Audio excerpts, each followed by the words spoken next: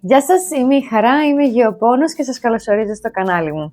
Σήμερα έχουμε ένα πάρα πολύ ωραίο βίντεο, μιας και θα σας δείξω τα καινούργια φυτά της συλλογής, για τα οποία είμαι πάρα πολύ ενθουσιασμένη. Και θα σας πω και για ένα φυτό το οποίο δεν είναι πλέον μαζί μας, ήταν λίγο αναμενόμενο, αλλά εν τέλει βγήκε από τη συλλογή. Οπότε πάμε να ξεκινήσουμε. Για αρχή να πούμε πρώτα τα δυσάρεστα του βίντεο. Ο κάκτος πλέον δεν είναι μαζί μας. Είχε έτσι μια κλίση προς τον θάνατο τους τελευταίους μήνες και το έβλεπα, το είχα δει ότι θα πάει προς τα εκεί. Νομίζω πως ήταν παντελώς άσωστη η κατάσταση.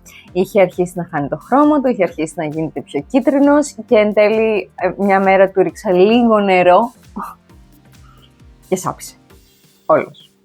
Κυριολεκτικά απλά μια μέρα τον κοίταξα και είχε γύρει τελείως προς το πλάι. Είχε λιώσει ο βλαστός στο κέντρο και είχε γύρει τελείως προς το πλάι. Οπότε τον πετάξαμε, δεν μπήκα σε καμία διαδικασία, ούτε να σώσω τίποτα. Γιατί γενικά από ό,τι φαίνεται μέσα σε αυτό το σπίτι δεν μπορώ να έχω κάκτους, γιατί δεν υπάρχει το κατάλληλο φως. Θέλουν πάρα πολύ φως, το οποίο εγώ δεν μπορώ να δώσω υπό καμία συνθήκη. Οπότε θα το πάρω ως, θα το πάρω ως μάθημα στο ότι δεν μπορώ εδώ πέρα μέσα να έχω κάκτους. Λοιπόν, για πρώτο φυτό θα σας δείξω αυτό, για το οποίο είμαι πάρα πολύ ενθουσιασμένη. Αυτή είναι μία οξαλής τετράφυλλα Iron Cross και είμαι απίστευτα χαρούμενη γι' αυτό. Θα τολμήσω να πω ότι οι οξαλίδες μου δίνουν ένα ποσοστό χαράς που μου δίνουν και τα επιπρέμνουν. Τα επιπρέμνουν φυσικά μου δίνουν πολύ περισσότερο, αλλά οι οξαλίδες δεν ξέρω, με ενθουσιάζουν ιδιαίτερα έτσι όπως ανοιγοκλίνουν τα φύλλα το πρωί και το βράδυ και αυτά τα χρώματα και τα λοιπά και αυτή η αταξία που έχουν. Κάθε χρόνο τον Μάιο στην Καλαμάτα, στο πάρκο του ΟΣΕ, γίνεται μια μικρή έκθεση φυτών και από εκεί το πήρα. Και είμαι πάρα πολύ ενθουσιασμένη γι' αυτό, γιατί παρατήρησα ότι δεν είναι πάρα πολύ εύκολο να βρω οξαλίδες γενικά στην Ελλάδα. Οπότε άμα ξέρετε κάποιο ιντερνετικό κατάστημα το οποίο έχει διαφορετικά είδη οξαλίδας, θα με ενδιέφερε. Στείλτε το μου στα σχόλια ή στο Instagram.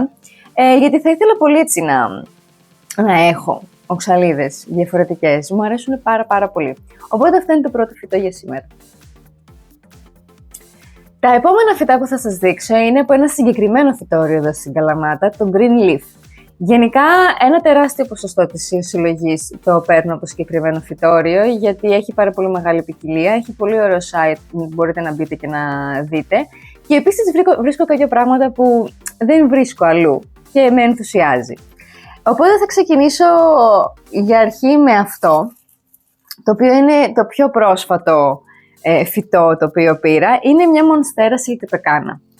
Και είναι η μοναδική μονστέρα που έχω αυτή τη στιγμή στη συλλογή, γιατί θυμόμαστε ότι την Αντανσόνη την πέταξα πριν από κάποια βίντεο γιατί δεν ήταν καλά.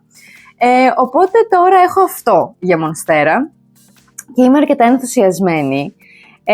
Δεν ξέρω πάρα πολλά για το συγκεκριμένο φυτό, ήθελα όμως μια τέτοια μονστέρα στην συλλογή. Φαντάζομαι θα λειτουργεί λίγο κάπως σαν επιπρέμνουν και ίσως γι' αυτό μου τράβηξε και εμένα το μάτι.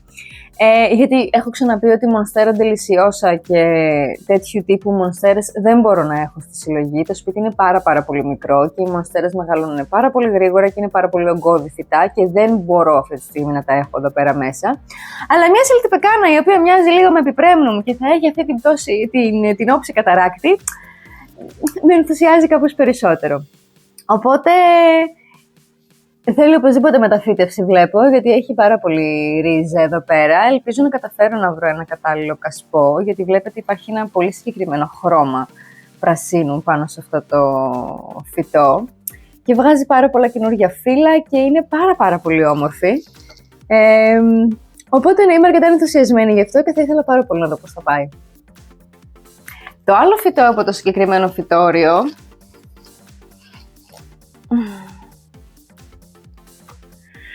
είναι αυτό το Epipremnum Pinatum Marble King, για το οποίο είμαι τρεις ενθουσιασμένη. Έχουν ήδη fenestration τρύπες τα φύλλα και είναι πάρα πολύ όμορφα. Και η πλάκα είναι ότι δεν θυμάμαι καθόλου αν σας έχω δείξει το Epipremnum Marble Queen που έχω. Και ειλικρινά,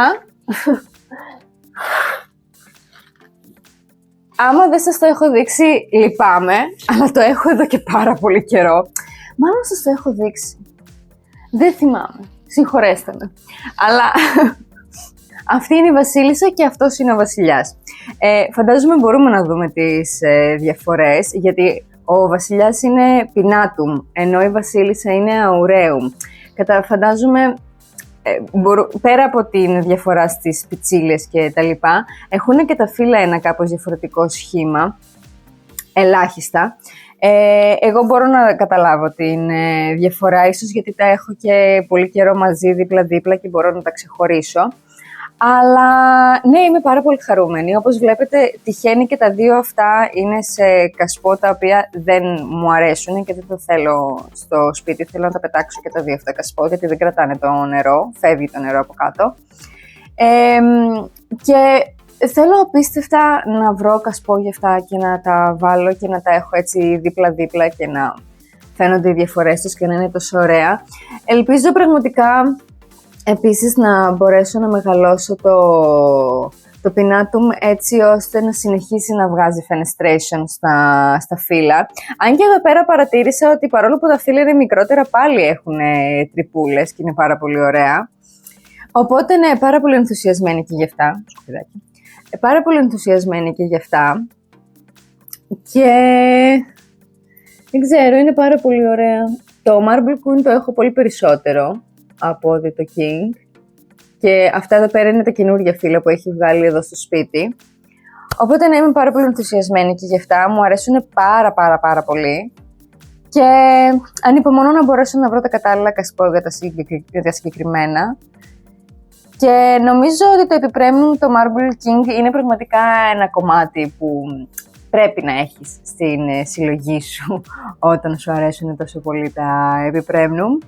Και είμαι πολύ χαρούμενη που το έχω. Και τώρα θα σας δείξω το τελευταίο φυτό. Το οποίο φυτό πήγα στοχευμένα να το πάρω από το φυτόριο. Το είδα στο site και απλά την επόμενη μέρα πήγα να το πάρω. Είναι αυτό εδώ. Υγρασία.